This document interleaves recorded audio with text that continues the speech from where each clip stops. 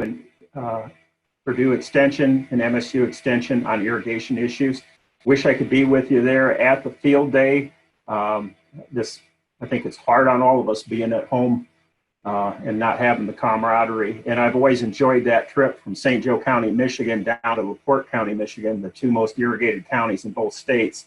It's a good time of the year to be traveling and looking to see what was going on. Both from a chemigation standpoint or any other irrigation issue, you're welcome to email me or use my cell phone and call me. And we're going to refer to reference materials and additional information and longer presentations that are all going to be posted at the Purdue Ag Engineering site and the MSU Ag Engineering site and MSU Extension.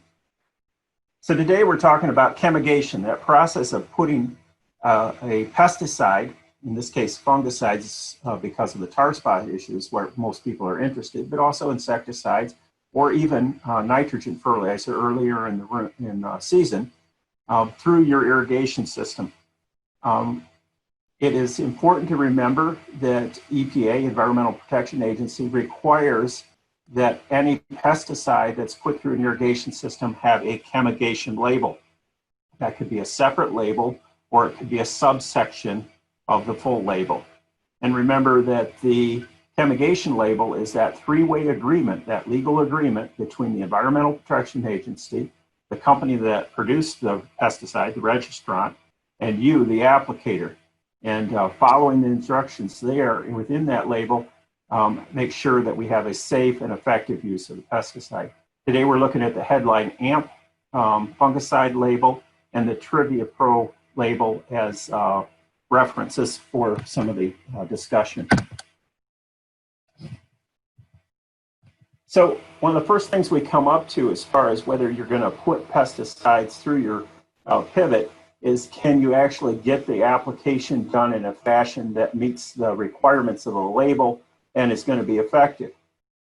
For a fungicide, like for tar spot or some of the other blights where we're looking at foliar diseases, we want to keep the concentration fairly high on the leaves. So we want the application to be really small, much smaller than we would for a normal irrigation application.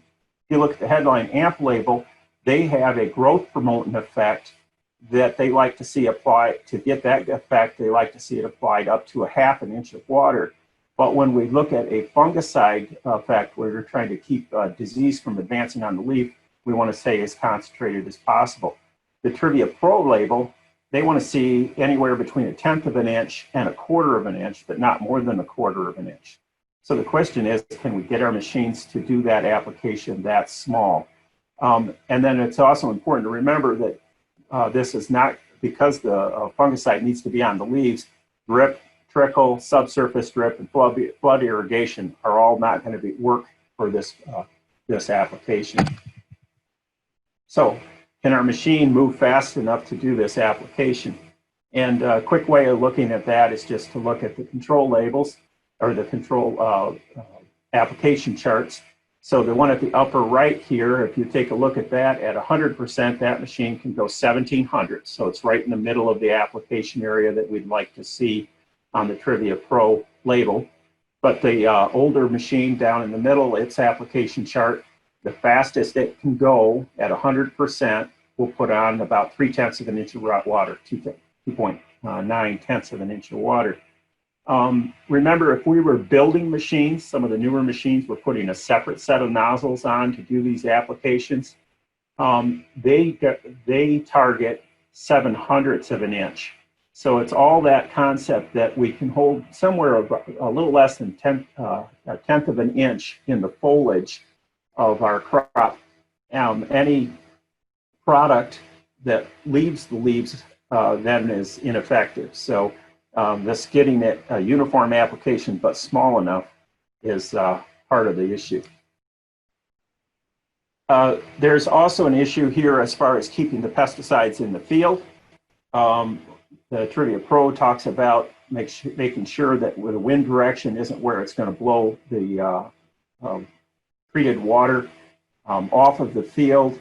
More common in our areas is to have end guns that water beyond the field edge.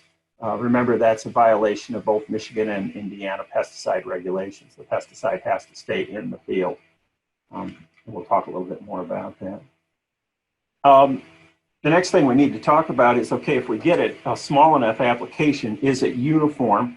And if you look at that headline AMP label, it says crop injury, lack of effectiveness, or illegal pesticide residue can result from an ununiform application. So what do we mean by uniform? Well, we're going to talk a little bit about how do we judge uniformity in machines.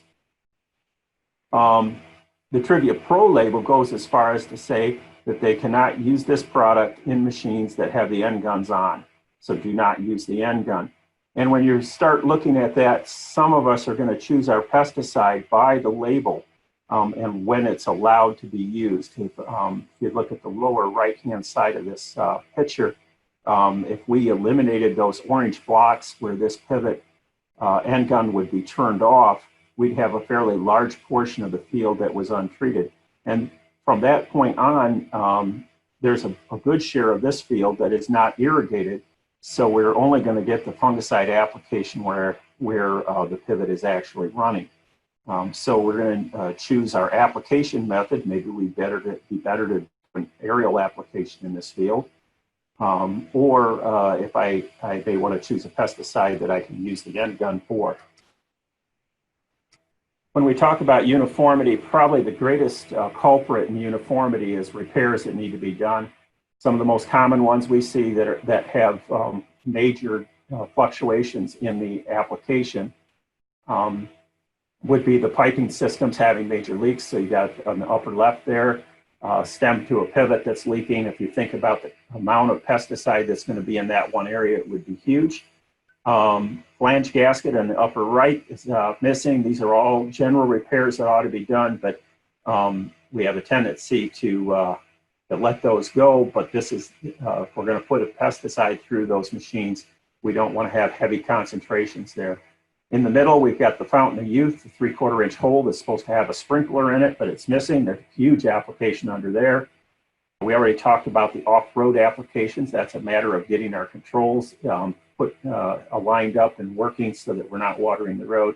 And then the last one takes a little longer to understand, but if you're used to cornering arms, and we're in the area of the world that has the greatest number of cornering arms being used, those cornering arms have a controller on them that sequences those valves.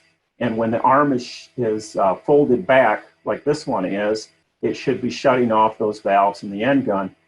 Here in this situation, that same area on that edge of that field is getting every sprinkler plus the end gun. These are all major issues before we would ever consider putting a fungicide through the pivot. Once we have the repairs done, we need to be thinking about uniformity. Both the soil conservation districts in northern Indiana that are in heavily irrigated counties, and in Michigan, the Michigan Agricultural Assurance Program, have technicians that have done these over the years. Basically, the concept is to put a test cup every 10 feet from the pivot point out to the furthest reach of the machine. In a perfect world, every cup would have the same amount of water in it. When we look at the graph here, each of the dots, blue dots is a cup, and if you notice at 220 feet, we aren't getting anything, so there's no application there. And like many of our machines, the biggest issue is out there at the end gun in the final application area. These are all things that would need to be corrected, otherwise we get under and over applications before we actually do the pesticide treatment. Some of you are going to say, well, I haven't done that uniformity testing. What do you think the minimum is? Well, ideally we would have the uniformity testing, and we would have a Christensen's coefficient of uniformity that meant that of 85% or higher. That means that the bulk of the field is getting between 85 hundredths of an inch and 1.15 inches if we had that 15% deviation or an 85% uniformity. So that's where we'd have if we had the testing. If you don't have the testing, think about it that all of the major repairs are done, the sprinkler package matches the chart that's in the machine, and that your pressure is within 10% of the sprinkler package specifications. If you're outside of that, we're pretty sure that you're not going to be close to being uniform enough. So if I have a pivot that's supposed to have 30 pounds and it does not have pressure regulators, but it's supposed to have 30 pounds at the pivot point, it should be between 27 and 33 pounds. We're going to talk about backflow requirements in a second. We already talked about major leaks are there. We don't want systems that have runoff issues. In other words, we don't want the treated water to be leaving the field in runoff forms. We'd like to have minimum numbers of areas that get 2X applications, in other words, covered by 2 different pivots. So we'd like to make sure end guns and things are shut off so that those areas are minimal. And then we're going to talk about interlocking systems for safety. So that big safety component here is a backflow valve. Remember, the water that you drink when you're on the farm, probably the family's water or the employees that are living near that area, they're all drinking that water supply, plus the general public that we deal with in that area. We're all using the water supply, whether it's rivers, lakes, streams, or wells. We need to protect that. So what we use is a backflow valve, but it's a special backflow valve called a chemigation valve. Notice the backflow valve at the bottom is basically just a flopper valve with a 5-pound spring on it. When the water's on, it opens up the spring. As soon as the pump goes off, the flopper valve fluts shut. The difference is the chemigation valve has an air relief system that drains all of the water that has not had the chemical injected in it and allows it to go back down to its source.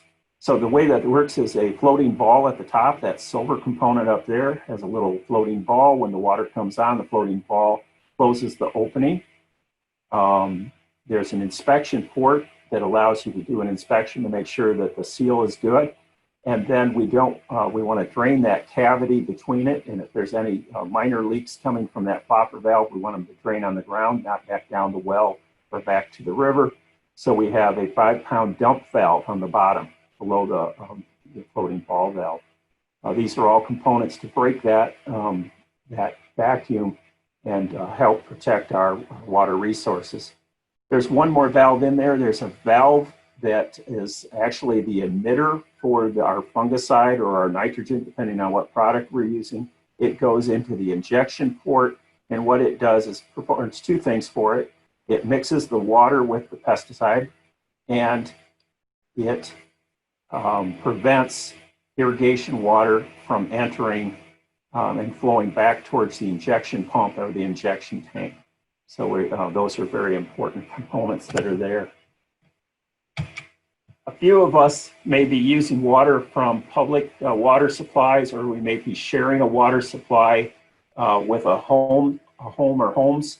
It's really important to remember that when we're sharing with a human water supply or a public water supply, that we use a different valve. It's called a reduced pressure zone valve. It is a much more complicated valve, and it's designed to have continuous pressure on the feed side. So it's really made to hook up to like a municipal water line. But we'll see in some situations some temporary irrigation coming in off of a fire hydrant, or maybe a project where we've got a temporary garden or something. The options in there are the reduced pressure zone valve that needs to be installed by a certified well driller. And usually an annual inspection is required. Those rules are all in your what is known as well code in both states. The only alternative for those situations is to have an air gap between the water supply and a holding pond or a makeup tank, and then irrigate from those. So those are options too.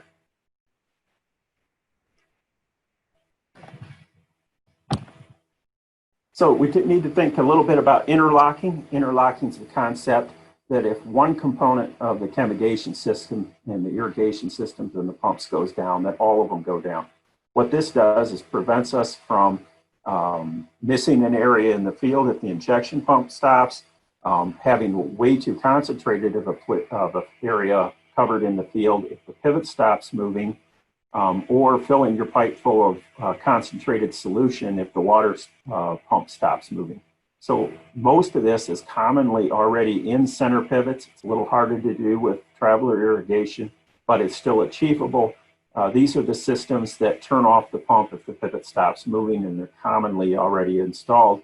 all we need to do in most situations is install the linkage between the injection pump and the panel so that it all shuts down at one time. So the goal is that if one component shuts down, all of them shut down. There's a little bit of a challenge or change here in the last few years. More and more of the chemigation labels are requiring a normally closed solenoid valve between the injection pump and the chemigation tank, the supply tank, or the fertilizer tank, depending on what you're dealing with. This is not a terribly complicated thing. Basically, we're wiring in this solenoid valve that is normally closed, so it only opens when the injection pump has electricity going to it. Its purpose is to keep the pressure from the supply tank from flowing through the injection pump or onto the ground if the system is turned off. The other thing to mention at this time is that most of the chemigation labels are going to have an agitation requirement. So most of our chemigation specific pumps and tanks have those already on it. See the agitation motor there at the top. And then if you're using a fertilizer tank, there are retrofit systems that are available. It's a good idea to make sure that you're keeping your solutions uniform so that we don't have a higher concentration as we get to the bottom of the tank. So some of you are going to say, well, I'm not sure, I've got too much of my field is not going to get covered by the irrigation system. I'm really not going to worry about chemigation as far as dealing with these fungicides. And you're probably more interested in finding out how can I manage my irrigation to minimize the potential of foliar diseases in my crop. And here's some charts that we've recently done by Dr. Young-Suk Dong from MSU Biosystem Ag Engineering. The lower chart is a sensor about 2 foot up, between 2 and 3 foot up, a third of the way up on the crop. And the upper chart is 2/3 of the way up. If you take a look at a disease like tar spot, they believe that we need 7 hours of wetted time for the disease to advance. So if you look at this upper chart, we had 8 situations that were over 7 hours of wetted time. Some of those were caused by rainfall. And you can see on the orange lines, the rainfalls have multiple readings at where the irrigation, the water all came within an hour. So it's like one big number. The first 2 green arrows are both irrigations, about 1/2 inch in size, and their duration of wetting time was only less than 2 hours. But the third arrow, that irrigation was done in the late evening, and yet crop stayed wet for 8 hours until it dried off the next morning. So there's some advantages out there to when you're applying water. Most of us that irrigate, when we're near peak use, we don't have the capacity to only irrigate from, say, 8 in the morning till 6 in the afternoon, when the water would commonly dry before we got into the dew, the wet portions of the day. So really, this is only an advantage if you have a lot of water supply compared to your field, or if you can time it so the areas you're most interested in protecting are being watered during the middle of the afternoon when we're going to have some drying. The other thing that we can look at that all of us can do is what size of application are we doing. If you look at a typical August, we need about 6 inches of irrigation water. We know that from an evapotranspiration and some of the scheduling work that's being done. Both Michigan State University and Purdue Extension have extensive work in estimating how much crop water is needed to grow a crop. You look at the websites for that information. But if we said in the typical August, I need 6.3 inches, and about half of that we're going to get in rainfall, we're going to need about 3 inches of applications from the irrigation. If I did that as 3 1-inch applications, I'm going to have 3 wetting events that happen. If I go to the other extreme and do 12 1/4-inch applications, I'm still applying 3 inches of water, but I'm going to have 12 wetting opportunities for the disease to advance. So there's a real advantage to staying to larger applications. The other advantage to staying to these larger applications is you get more water to the crop, because as we said earlier, about that first 8/10 to a 1/10 of an inch, first 8/100 to a 1/10 of an inch of water stays on the surface of the plant or on the surface of the soil and never really makes it to the root system. So when we do large applications, we have fewer of those losses to evaporation from leaves, and we end up with more water to the plant. In this case, those three 1-inch applications get 2.7 inches down to the root system of the plant, but our 12 1/4-inch applications only get 1.8. So there's a big advantage to larger applications. Not all of us can do those larger applications. Some of us have equipment that applies water faster than it can go in the ground, and we need to do small applications to take advantage of the surface holding capacity of the soil that's there. There's discussions on selecting nozzles at those websites that can help you try to avoid runoff issues. So that's what I got today. I hope that we have a good season as we finish up. If you have any irrigation questions, I'd be glad to take your call or send me an email and I can respond. Address and phone numbers are there, email address, and the websites that we talked about with additional information.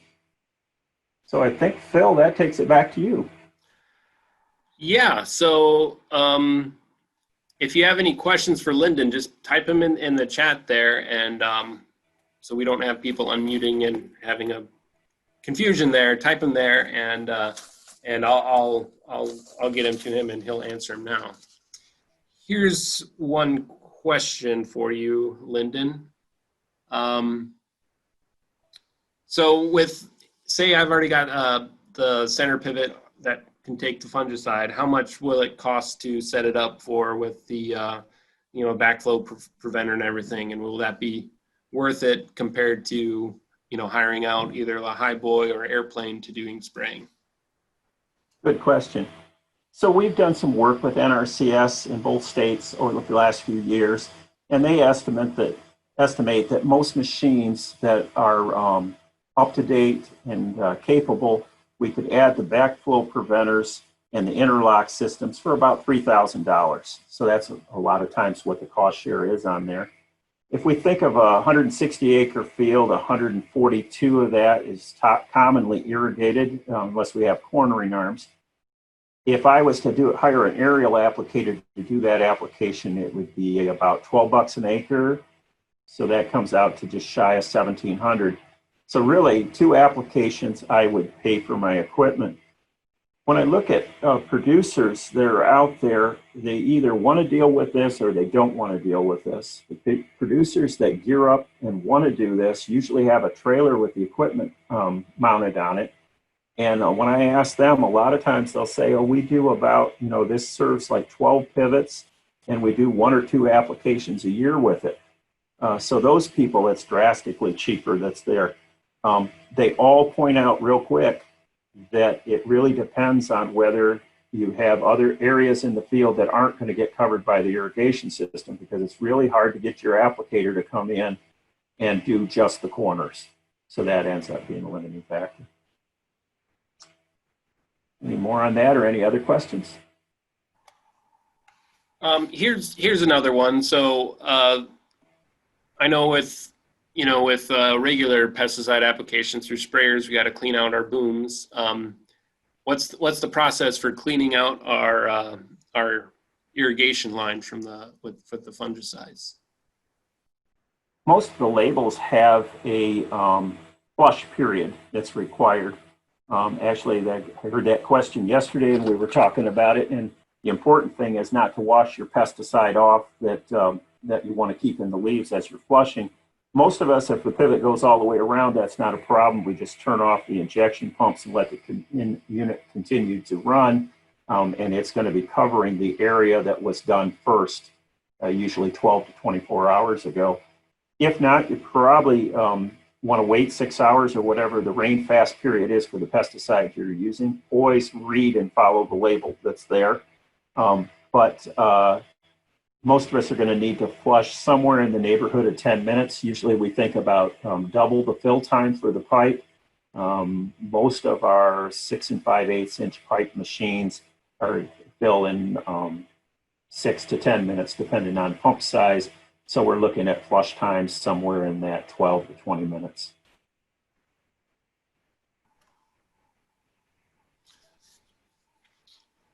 All right, any other questions, you can type them in the chat for Lyndon. Doesn't have to be specifically on this topic, or just, you can ask any type of irrigation questions and Lyndon can answer that for you. And if you don't, Lyndon put up his email stuff, and I'll send out the contact info for our speakers today. So if you want to email or call them later to talk more about some subjects, I'm sure they'll be more than willing to talk to you and get your question answered on any topic. Thanks, Phil. I enjoy talking to producers. It's the best part of my job. This being home alone is hard on all of us. My wife tells me I need to talk to more other people so that I'm not trying to talk to her all the time. So if you're thinking about putting in irrigation for the first time, or you're dealing with an issue that's irrigation related, please give me a call or send me an email and we can work through that issue.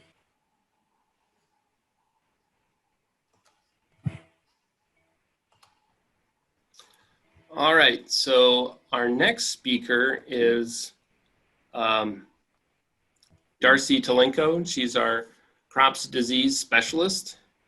So on this,